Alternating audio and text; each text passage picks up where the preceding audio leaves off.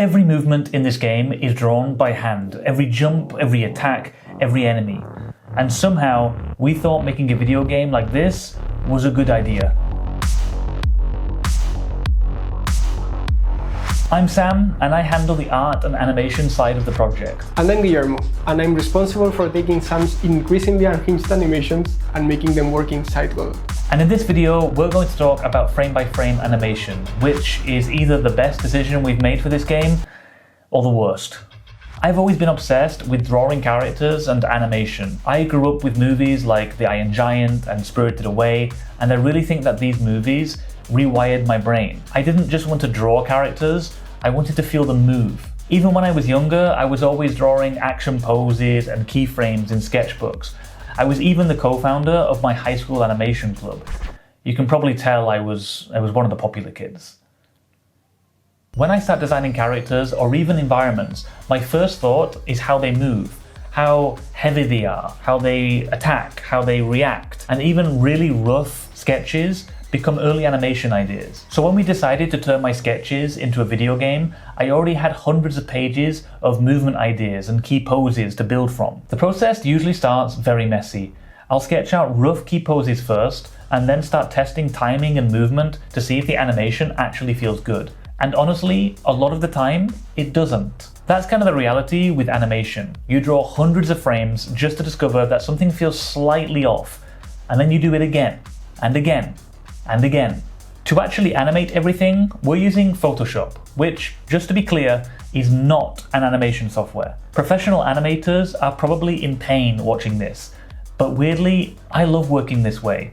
There's something about it that feels really direct and close to traditional animation, which also means there are no safety nets when things go wrong. Hand drawing and animating an entire game inside of Photoshop is similar to chopping down a tree with a fork. Is it possible? Technically, yes. Is it advisable? No! Once the rough movement feels good, I start to clean things up. Although we don't want to over-polish too early, because something can look really cool as animation, but feel terrible in gameplay. And that's something we're learning a lot. Games need fluid and interesting animations, but they also need to feel responsive, and balancing those two things is not easy.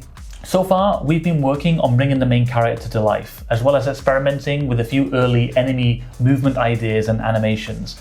But at this stage, these are just animations, and we're not making a movie, we're making a game. So eventually all of these animations get sent to Guillermo, who has to figure out how to get them functioning properly inside a game engine.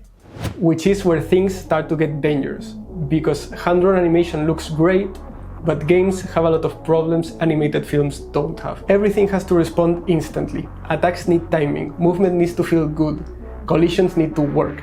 And all of that needs to happen while we keep the animation feeling smooth and alive. Which means my job is figuring out how to stop Sam's drawings from destroying the game. For the engine, we decided to use Godot. It's lightweight, flexible, and really fast to work with. Since we are constantly testing new animations and tweaking movement, we needed something that let us iterate quickly without having to fight the engine.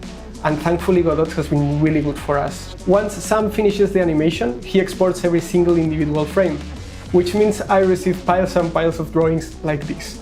And then the process starts of taking those frames, putting them into the engine, and turning them into actual gameplay. At first it's pretty simple. Import the frames, test the animation, test the timings, see if anything breaks. Sometimes an animation can look great and feel terrible to control. Maybe an attack feels too long and the movement feels delayed. Maybe a jump animation has too much anticipation. There's a constant balancing act between making things feel fluid and making the controls responsive. There's a lot of invisible stuff happening underneath the animation. Stuff like character states, hitboxes, transitions, all of the stuff that makes the game actually work. Most players will never notice this stuff if it's working properly. But if it's wrong, you feel it immediately. But honestly, the best part is when everything starts coming together. When the animation, the hitboxes, the combat, the systems all start working together. That's when the project finally starts feeling real. Seeing something go from rough sketches to a character actually moving inside the world feels really rewarding. We are still incredibly early in development, but slowly things are starting to feel alive. There is still a lot of work to do. More character designs, enemy designs, world building, level designs, more suffering. Definitely more suffering. But we're really excited to keep building this world, and we'd love to have you follow us along the way. So please, subscribe, give us a like, and also leave a comment about what you would like to see in our future devlogs.